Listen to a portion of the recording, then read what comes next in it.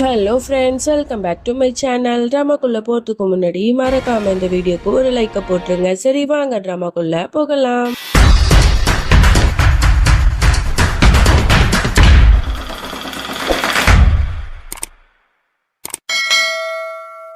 Starting சீன்ல நம்மளோட மிஸ்தியை தான் காட்டுறாங்க. அவ பித்து பிடிச்ச மாதிரி அப்படியே நடந்து வந்துட்டு இருக்கா. முழுக்க முழுக்க ரோஹனை பத்தியே நினைச்சிட்டு இருக்கா. ரோஹனை அவளுக்கு பார்த்த உடனே அவன் மேல அவளுக்கு காதல் வந்துடுச்சு இல்லையா, அதனால அவனை பத்தியே நினைச்சிட்டு இருக்கா. அங்க பாட்டியும் தம்பிக்காரனும் ரெண்டு பேருமே நிக்கிறாங்க. பரி வந்துட்டா, பரி இங்க வா அப்படின்னு சொல்லிட்டு கூப்பிடுறாங்க.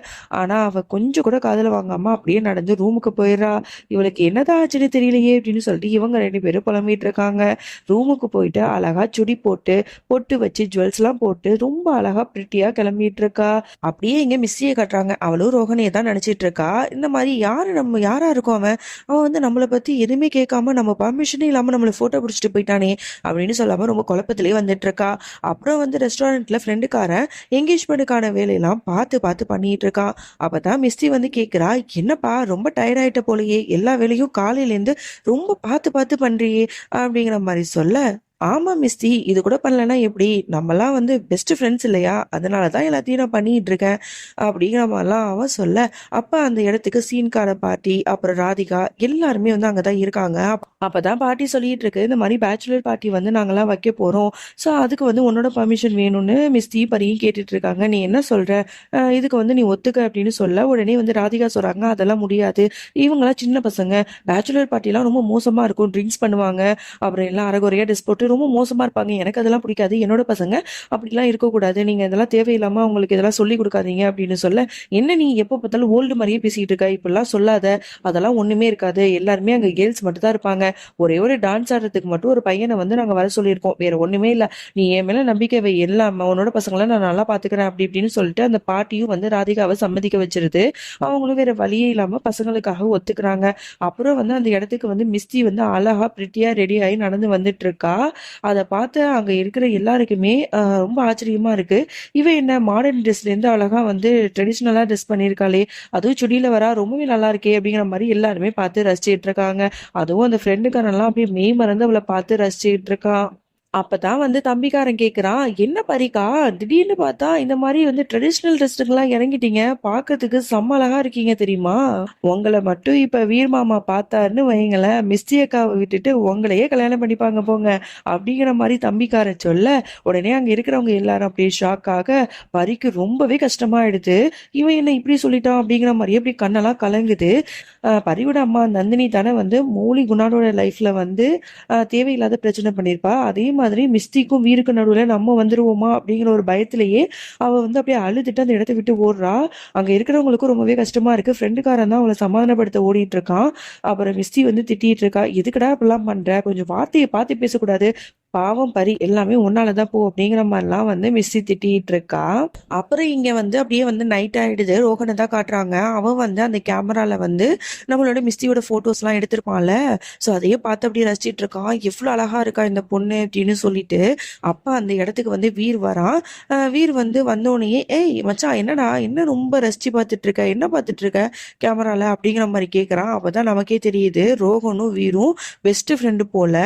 சோ அப்பதான் அவன் சொல்றான், இல்ல மச்சான், நான் இன்னைக்கு ரெஸ்டாரண்ட்டுக்கு உன்னோட என்கேஜ்மெண்ட்காக தான் வந்த உடனே ஒரு பொண்ணை பார்த்தனா, செம்ம அழகா இருந்தா, அவளை போட்டோ எல்லாம் எடுத்து வச்சிருக்கேன், அதான் பார்த்துட்டு இருந்தேன் அப்படின்னு சொல்ல, ஓ அப்படியா, நீ புகழ்றத பார்த்தா அந்த பொண்ணு அப்படி ரொம்ப அழகா இருப்பா போலயே, எங்க காட்டு அப்படிங்கிற மாதிரி கேட்க, உடனே அவனும் இரு நான் காட்டுறேன் அப்படின்னு சொல்லிட்டு டக்குனு கேமராவை எடுக்கிறான். என்னடா இது, வீர் மட்டும் ரோகன் காட்டுற அந்த போட்டோவை மட்டும் பார்த்தானா அவ்வளவுதான் முடிஞ்சிச்சு. ஏன்னா அவன் கல்யாணம் பண்ணிக்கிற பொண்ணை தானே இவன் காதலிச்சிட்டு இருக்கான். உடனே அவன் கேமராவை எடுக்கிறான். டக்குன்னு பார்த்தா பேட்டரி லோன்னு காட்டுது. ஐயோ பேட்டரி லோவாயிடுச்சு, நான் நாளைக்கு காட்டுறேன் உனக்கு அப்படிங்கிற மாதிரி அவன் சொல்ல, அப்பதான் ரோஹன் கேக்குறான், ஆமா நீ எல்லாம் இருக்கட்டும், நீ இப்ப என்கேஜ்மெண்ட் பண்ணிக்க போற உன்னோட ஃபியான்சியோட போட்டோவை எனக்கு நீ காட்டவே இல்லையே அப்படிங்கிற மாதிரி சொல்ல, இப்பவே காட்டிடுறேன் அப்படின்னு சொல்லிட்டு அவனும் போன் எடுக்கிறான். அப்ப அவனுக்கு கால் வருது. நான் ஆஃபீஸ் கால் வருது, பேசிட்டு வரேன் அப்படின்னு சொல்லிட்டு போயிடுறான். அதுக்கப்புறம் தான் இங்க காட்டுறாங்க. இங்க பேச்சுலர் பார்ட்டி எல்லாம் ஸ்டார்ட் ஆயிடுச்சு போல. எல்லாரும் ஜாலியா டான்ஸ் பாட்டு போட்டு என்ஜாய் பண்ணிட்டு இருக்காங்க. அந்த சீன்கார பார்ட்டி ஒரு சின்ன பையன் கூட போய் டான்ஸ் ஆடிட்டு இருக்கு. அதுவும் ரொமான்டிக்கா பார்க்கவே கன்றாவியா இருக்கு. இருக்கு. அதோட வந்து பரி மிஸ்ஸியும் போய் டான்ஸ் ஆடுங்க அப்படிங்கிற மாதிரி சொல்ல அவங்களும் போய் டான்ஸ் ஆடிட்டு இருக்காங்க. அப்பதான் வந்து நம்ம வீர் சொல்றான், ஏ மச்சான் நான் எதுக்கு உனக்கு போட்டோல காட்டணும், நேர்லயே பார்த்துடலாமே, வா இங்க தான் வந்து ஒரு பார்ட்டி நடக்குது, அங்கதான் என்னோட ஃபியான்சி இருக்கா, அங்கேயே நான் போய் உனக்கு காட்டிடுறேன் வா அப்படின்னு சொல்லிட்டு அந்த பேச்சுலர் பார்ட்டி நடக்கிற இடத்துக்கு அழைச்சிட்டு போயிடுறான்.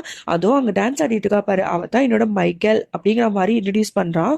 உடனே வந்து அவனும் பாக்குறான், அவனுக்கு சரியாவே தெரிய மாட்டுது, ஏன்னா மிஸ்டி வந்து பின்னாடி பக்கம் திரும்பி இருக்கா, அவளோட முதுகு பக்கம் தான் தெரியுது.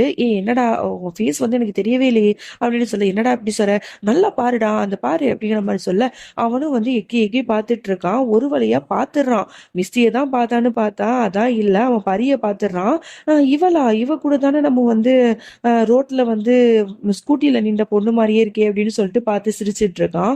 ஓ இவ தான் வந்து வீடு வந்து கல்யாணம் பண்ணிக்கிற பொண்ணு போல அப்படிங்கிற மாதிரி தப்பா மிஸ் அண்டர்ஸ்டாண்டிங் பண்ணிக்கிறான். பரிய தான் வந்து நம்ம வீடு வந்து கல்யாணம் பண்ணிக்க போறான் அப்படின்னு சொல்லிட்டு, ஓ அவங்களா நல்லாதான் இருக்காங்க அப்படின்னு சொல்லிட்டே இருக்கும்போது அப்புறம் வெளியில 2 பசங்க நிக்கிறத பார்த்த சீன்கார பாட்டிக்கு கோவம் வருது. டேய் நில்லுங்கடா, எவ்வளவு திமிரு இருந்தா ஒளிஞ்சு இருந்துட்டு வேடிக்கை பார்ப்பீங்க, ஓடுங்கடா அப்படின்னு சொல்லி செப்பல்லாம் எடுத்து விரட்டுது. அவனுங்க 2 பேரும் பயந்துட்டு ஓடிடுறானுங்க. அப்புறம் ஓடி போய் ஒரு இடத்துல நின்னுக்கிட்டு நம்ம ரோகன் சொல்லிட்டு இருக்கான், ஏ மச்சான் யாரா அது அந்த பாட்டி, ரொம்ப மோசமான பாட்டியா இருக்கும் போல, செருப்பை தூக்கி முதுகுல அடிச்சிருச்சுடா, வலிக்குதுடா அப்படின்னு சொல்ல, அதுவா அது வந்து என்னோட மிஸ் இருக்கால, அவங்களுக்கு தெரிஞ்ச பாட்டி தான் போல, ஸோ என்கேஜ்மெண்ட்காக தான் வந்திருக்காங்க, நீ என்னோட ஃபியான்சியை பாத்தியா எப்படி இருந்தா அப்படின்னு கேட்க, அவங்க ரொம்பவே நல்லா இருந்தாங்க, இந்த பாட்டி மாதிரி அவங்க இல்லாம இருந்தா சரிதான் அப்படிங்கிற மாதிரிலாம் சொல்லி சிரிச்சிட்டு இருக்கான்.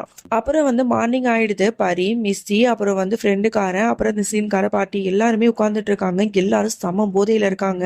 ஏன்னா நைட்ல வந்து நல்லா சரக்கு அடிச்சிருப்பாங்கல்ல, ஸோ அதனால அவங்க வந்து அப்படியே ஹேங் ஓவர் ஆகி அப்படியே உட்காந்துருக்காங்க. தலை பயங்கரமா வலிக்குது அப்படின்னு சொல்லிட்டு அப்பதான் வந்து பரிக்கு வந்து யாரோ ஒருத்தவங்க கால் பண்றாங்க. ஐயோ யாரோ கால் பண்றாங்களே, நான் பேசணும் அப்படின்னு சொல்லிட்டு அவ எந்திரிக்கிறா. எந்திரிச்ச உடனே வந்து அவளுக்கு மயக்கம் வந்துடுது. உடனே ஃப்ரெண்டுக்காரன் தான், பரி என்னாச்சு பார்த்து அப்படின்னு சொல்லிட்டு ரொம்ப கேர் பண்ணி பாத்துக்கிறான். இதெல்லாம் வந்து மிஸ்டியும் அந்த சீன்கார பாட்டியும் பார்த்துட்டு என்னடா நடக்குது இங்க அப்படிங்கிற மாதிரியே பார்த்து சிரிச்சிட்டு இருக்காங்க. அப்பதான் மிஸ்டி சொல்றான், இந்த பாரு அண்ணன் தான் என்னோட கார்கி, இதை வந்து வச்சுட்டு நீ அவளை போய் வீட்டுல போய் டிராப் பண்ணிடு அப்படிங்கிற மாதிரி சொல்ல அவனும் அவளை அழைச்சிட்டு போயிடறான். அப்ப வந்து அந்த பாட்டியும் மிஸ்டியும் தான் பேசிட்டு இருக்காங்க. அப்பதான் அந்த பாட்டி சொல்லுது, என்னம்மா வீர் கூட வந்து ஃபோன் மெசேஜ்லலாம் பேசிப்பல, உங்க லவ் ஸ்டோரி எப்படி போயிட்டு இருக்கு அப்படிங்கிற மாதிரி கேட்க, அப்பதான் அவ சொல்றா, லவ் ஸ்டோரியா அதெல்லாம் ஒன்றும் இல்லை பாட்டி, லவ் ஸ்டோரிலாம் பெருசா எதுவுமே கிடையாது, என்னோட ராதிகா அம்மா வந்து எனக்கு பிடிச்ச மாதிரி மாப்பிள்ள வந்து அவங்களே பார்த்தாங்க, ஸோ நானும் ஓகே சொல்லிட்டேன், மற்றபடி நான் வீட்டை வந்து பார்த்து பேசி பழகி லவ் அது இதுன்னு எதுவுமே இல்லை, எல்லாமே கல்யாணத்துக்கு அப்புறம் தான் அப்படிங்கிற மாதிரி சொல்ல, என்னம்மா நீ இவ்வளோ போரிங்கான லைஃப் ஸ்டைல் வாழ்ந்துட்டு இருக்கியே, இதெல்லாம் நம்ம லிஸ்ட்லேயே இல்லை, நான் வந்து உனக்கு ஒரு டாஸ்க் வைக்கிறேன், அதுல மட்டும் நீ பாஸ் ஆயிட்டேன்னு வையேன், நீ ரொம்ப ஸ்ட்ராங்கான கேளு போல்டான கேளு அப்படிங்கிற மாதிரி நானே வந்து ஃபிக்ஸ் பண்ணிடுவேன், என்ன டாஸ்க் செய்ய வந்து நீ தயாரா அப்படின்னு கேட்க, கண்டிப்பா என்ன வேணா கொடுங்க நான் பண்றேன், நான் ரொம்ப தைரியமான பொண்ணு தெரியுமா அப்படிங்கிற மாதிரி சொல்ல, ஓ அப்படியா அப்படின்னு சொல்லிட்டு தூரத்துல வந்து ஒரு பையன் நிக்கிறான் பாத்தியா, அவனுக்கு போய் நீ கிஸ் கொடுத்துட்டு வந்துடணும் அப்படிங்கிற மாதிரி சொல்ல, என்ன சொல்றீங்க, யாரு என்னன்னு தெரியாத பையனுக்கு நான் எப்படி கிஸ் பண்ண புரியும் அப்படின்னு கேட்க, பாத்தியா நீ ரொம்ப பயந்தாங்குழியா இருக்க, இதெல்லாம் ஒரு டேர் பண்ணித்தான் ஆகணும் அப்படின்னு சொல்ல,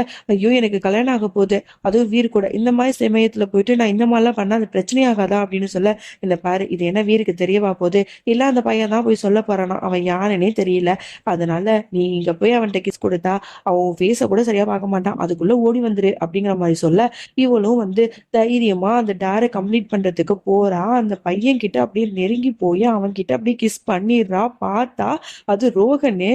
அவன் ஷாக் ஆகி பாக்குறான், யாரா அவ அப்படின்னு சொல்லிட்டு டக்குனு கிஸ் பண்ண வேகத்துக்கு அவ பயந்துட்டு வேகமா ஓடி வந்து அந்த ஸ்கின்கார பாட்டிய வந்து அழைச்சிட்டு ஓடி போயிடுறா. இவனுக்கு ஒண்ணுமே புரியல, இவன் என்னடா பண்றா, எதுக்கு வந்து எனக்கு கிஸ் பண்ணா, இது வந்து அந்த பொண்ணு இல்ல, நம்ம போட்டோ எடுத்த பொண்ணு தானே அப்படிங்கிற மாதிரிலாம் யோசிச்சுட்டு இருக்கான். அப்புறம் வந்து ஒரு டிஷ்யூ பேப்பரை எடுத்து அவனோட கன்னத்துல வச்சுட்டு அவளோட லிப் மார்க் எல்லாம் வந்து பார்த்துட்டு இருக்கான். அவனுக்கும் வந்து இவன் மேல ஒரு காதல் இருக்கு இல்லையா, அப்படியே காதல் பார்வையிலேயே பார்த்துட்டு இருக்கான். இதுக்கப்புறம் என்ன நடக்க போகுதுன்னு தெரியல. நம்மளோட மிஸ்டி வந்து இந்த மாதிரி ரோகனுக்கு கிஸ் பண்றது எல்லாம் வீருக்கு தெரிஞ்சா என்ன நடக்கும், இந்த கல்யாணம் நடக்குமா என்னன்னு கூட தெரியல, அதெல்லாம் பொறுத்து இருந்து தான் பார்க்கணும். இந்த ட்ராமா எப்படி இருந்துச்சு அப்படின்னு சொல்லிட்டு மறக்காம கமெண்ட் பண்ணுங்க. அப்புறம் கமெண்ட் செக்ஷன்ல நிறைய பேர் கேட்டிருந்தீங்க. இந்த மாரி மௌலி, இஷான், குணால் இவங்கலாம் எப்படிதான் இறந்து போனாங்க? அத நீங்க சொல்லவே இல்லையே அப்படின்னு சொல்லிட்டு, இந்த மாரி அவங்க இறந்து போனது எதையுமே நமக்கு காட்டல. சீசன் 2 வந்து ஸ்டார்ட் பண்ண உடனேயே அவங்கலாம் இறந்துட்ட மாரி தான் ஃபோட்டோக்கு வந்து மாலை போட்ட மாரி தான் நமக்கு காட்டுனாங்க. ஸோ டீட்டெயிலா எதுவுமே நமக்கு காட்டாததுனால தான் நம்ம எக்ஸ்பிளைன் பண்ணல. ஸோ சில பேர் திரும்ப திரும்ப அதையே கேட்டுட்டு இருக்கீங்க. ஸோ அவங்களுக்கு புரிய வைக்கணுங்கிறதுக்காக தான் நான் வந்து இந்த வீடியோலயே சொல்லிட்டேன். சரி, நெக்ஸ்ட் வீடியோல சந்திக்கலாம். அது வரைக்கும் என்னோட காத்திருங்கள். பாய்.